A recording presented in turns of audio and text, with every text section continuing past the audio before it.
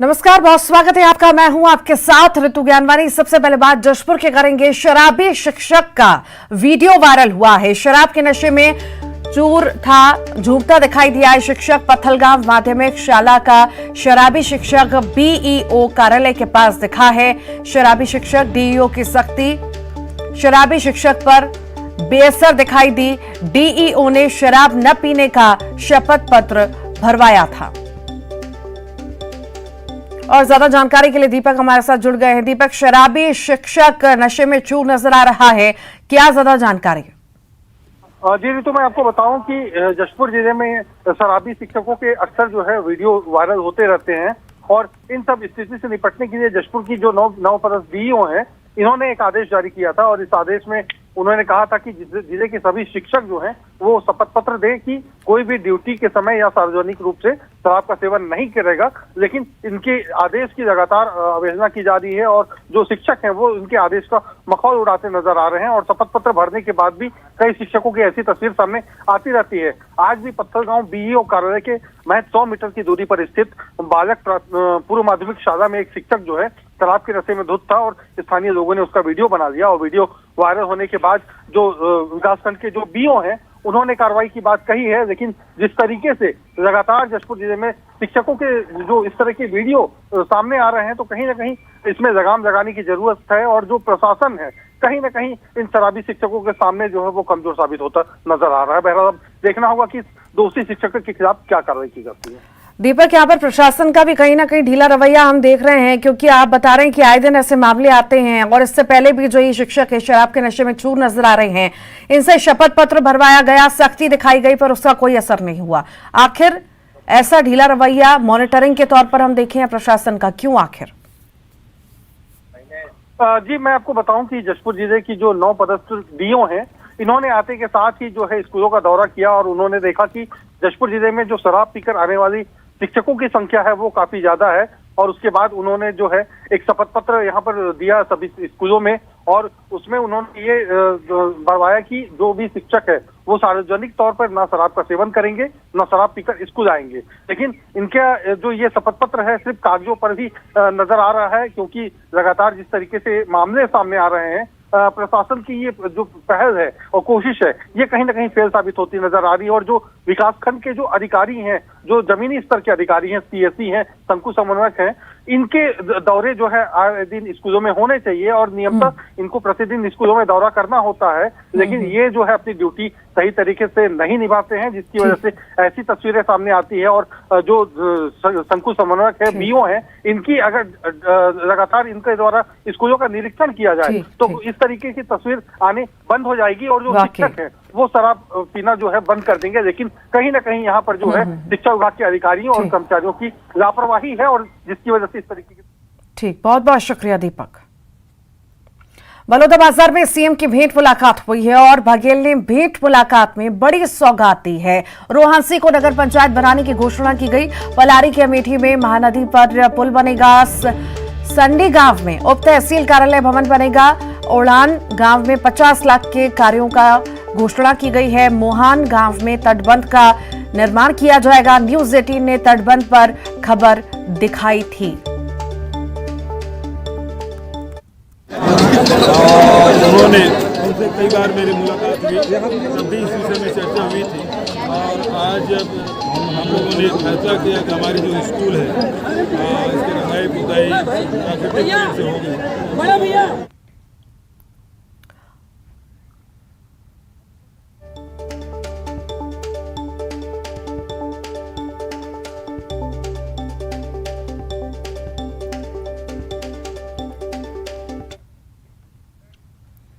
जगदलपुर की बात करेंगे। जनपद पंचायत उपाध्यक्ष चुनाव संपन्न हो चुका है। कांग्रेस समर्थित जीशान कुरैशी जीते हैं।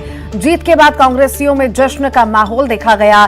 कुल 18 जनपद सदस्यों ने मतदान किया था। 13 सदस्यों ने कांग्रेस के पक्ष में मतदान किया। बीजेपी को सिर्फ 5 वोट मिले हैं। पहले उपाध्यक्ष पद पर बीजेपी का कब्जा था।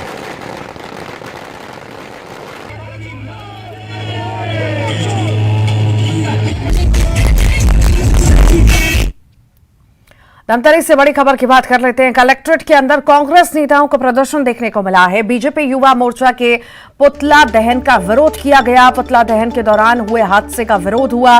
टीआई और एसडीएम को हटाने की मांग की जा रही है। पुतला दहन के दौरान अचानक आग भड़क गई। आग की चपेट में आने से लोग बाल बाल बचे।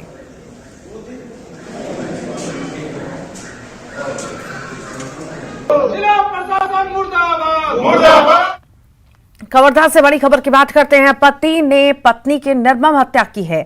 डंडे से पीट पीट कर मौत के घाट उतार दिया। पारिवारिक विवाद का बना है ये कारण, जो है हत्या का कारण पारिवारिक विवाद बना है। हत्या के बाद से आरोपी पति फरार बताया जा रहा है। चिल्फी थाना क्षेत्र की यह घटना आपको बता रहे हैं।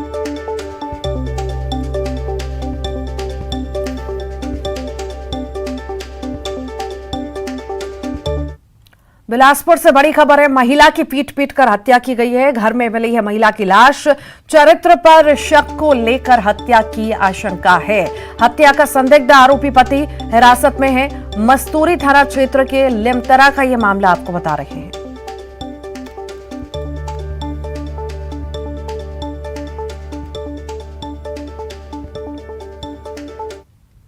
दुनिया में कोरोना के वेरिएंट मिलने से हड़कंप मचा हुआ है। रायपुर में कोरोना के 2 नए मरीज मिले हैं, जिससे सनसनी फैली हुई है। बुधवार को 1003 लोगों के सैंपल की जांच की गई, जिसमें 2 लोग कोरोना संक्रमित पाए गए। दोनों मरीज रायपुर के रहने वाले हैं।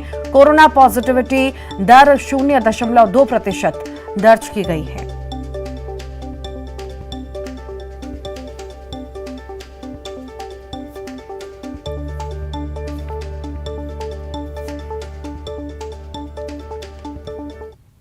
कोरोना संक्रमण को देखते हुए दुर्ग में प्रशासन ने सावधानी बरतना शुरू कर दी है। जिले में कोरोना को लेकर प्रशासन अलर्ट हो गया है। रेलवे स्टेशन पर यात्रियों से जानकारी ली जा रही है। जिले में टेस्टिंग, ट्रैकिंग और टीकाकरण पर जोर दिया गया है। लोगों को मास्क लगाने की सलाह दी जा रही है।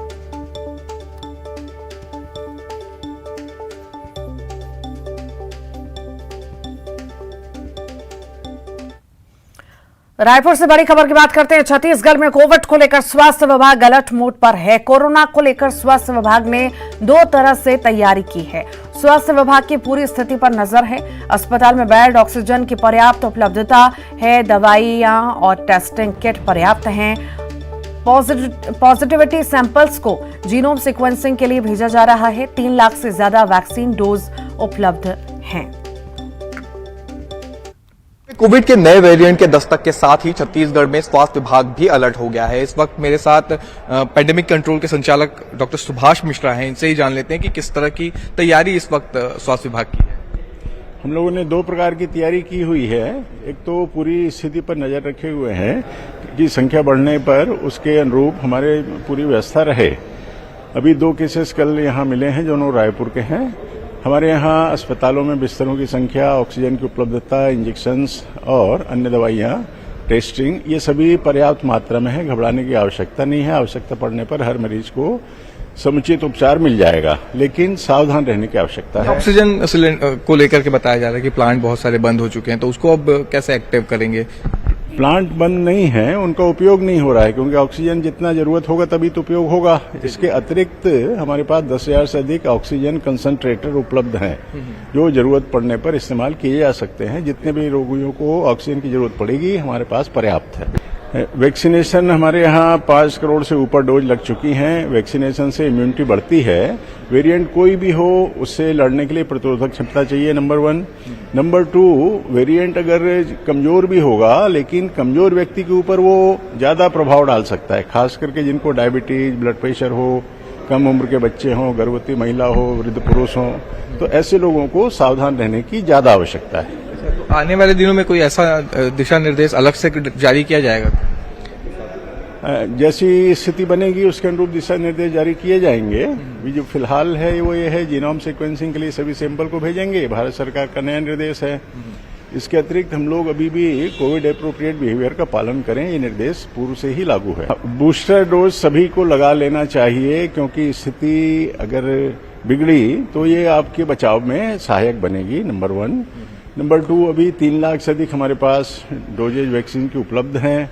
जरूरत पड़ने पर हम भारत सरकार से और मंगा लेंगे ताकि किसी को वैक्सीन की कमी ना हो। लोगों को आगे आकर के अपना वैक्सीनेशन करा लेना चाहिए। तो बिल्कुल जिन्होंने बूस्टर डोज अब तक नहीं लगाए हैं उन्हें बूस्टर डोज लगाना चाहिए और 3 लाख से ज्यादा डोजेस जो हैं वो स्टॉक अभी छत्तीसगढ़ के पास है और जरूरत पड़ने पर केंद्र से और मांग की जाएगी। कैमरा पर्सन राजेंद्र सिंह चौधरी के साथ देवव्रत भगत, न्यूज 18 रायपुर।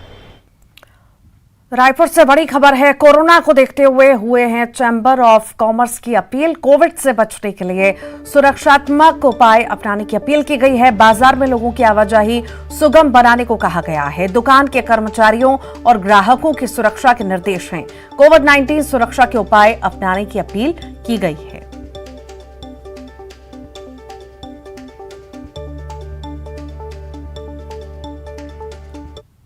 नए वेरिएंट की दस्तक हो चुकी है और संभावित स्थिति को देखते हुए छत्तीसगढ़ में चैंबर ऑफ कॉमर्स ने दिशा निर्देश दिए हैं और सुझाव जो हैं वो व्यापारियों के लिए जारी किए हैं। हमारे साथ चैंबर ऑफ कॉमर्स के अध्यक्ष अमर परवानी हैं। किस तरह के निर्देश व्यापारियों के लिए आपने जारी किए हैं एहतियात के तौर पे? देखिए, अभी निर्देश वाली बात नहीं है क्योंकि चाइना से स्टार्ट हुआ है। अगर हम पीछे इतिहास में जाएं तो चाइना से ही स्टार्ट हुआ था और चाइना में क्या है, वो लोग न्यूज को बहुत कंट्रोल करते हैं। तो जो वहां की स्थिति निकल के आ रही है सही है कि नहीं है। फिर अभी सेंट्रल गवर्नमेंट के हेल्थ डिपार्टमेंट से भी एक एडवाइजरी जारी हुई है कि ब्राजील, यूएसए, कोरिया, जापान, यहाँ पे भी संक्रमण बढ़ रहे हैं। तो हम लोगों ने अपने प्रदेश के पूरे व्यापारी संगठनों को, व्यापारियों को ये हम लोगों ने आह्वान किया है कि जो सबसे बेस्ट है कि एहतियात रखना।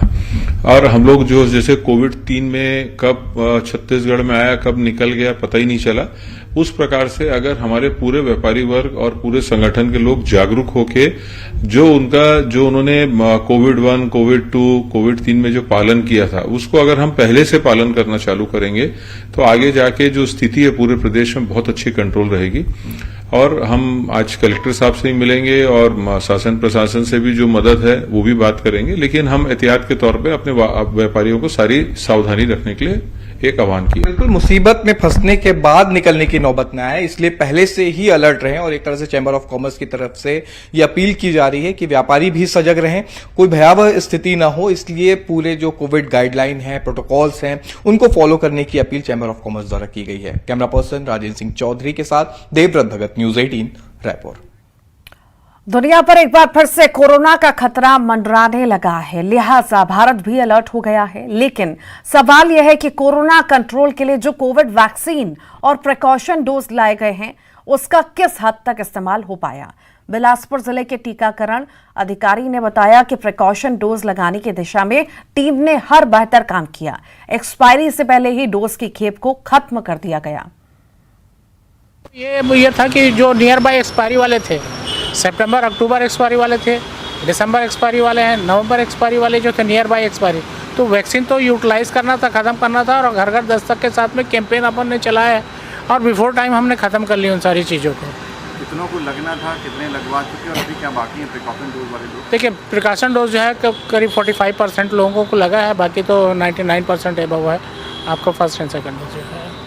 अभी क्या और रिक्वायरमेंट है, ऐसा कुछ मांगा आपने? नहीं, गवर्नमेंट ऑफ इंडिया जब हमारे स्टेट को देगी उसके बाद ही, क्योंकि ये पुश पुल मेथड है, जब भी ऐसा होगा तो उसके बाद कॉल आता है और वो हमको उसके हिसाब से सप्लाई करते हैं। अभी जीरो वैक्सीन अभी जहाँ अभी हमारे पास बताया ना, जो जीपीएम से मंगाया 550 डोज हमारे।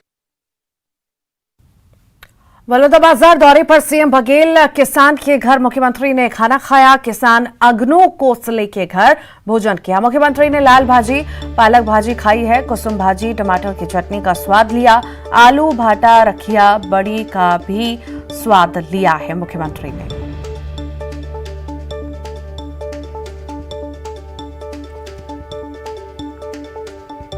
तो किसान के घर मुख्यमंत्री भूपेश बघेल पहुंचे और भोजन का आनंद लिया। उनके साथ बैठकर के जमीन पर बैठकर के भोजन किया है। किसान के घर मुख्यमंत्री पहुंचे और खाना खाया।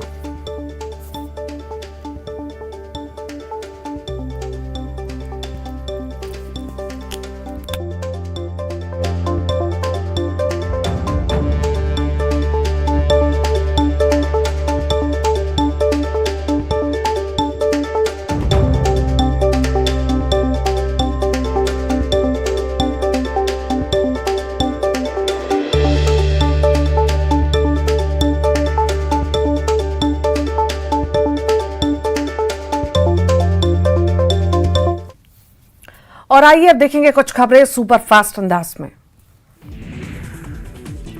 अविश्वास प्रस्ताव पर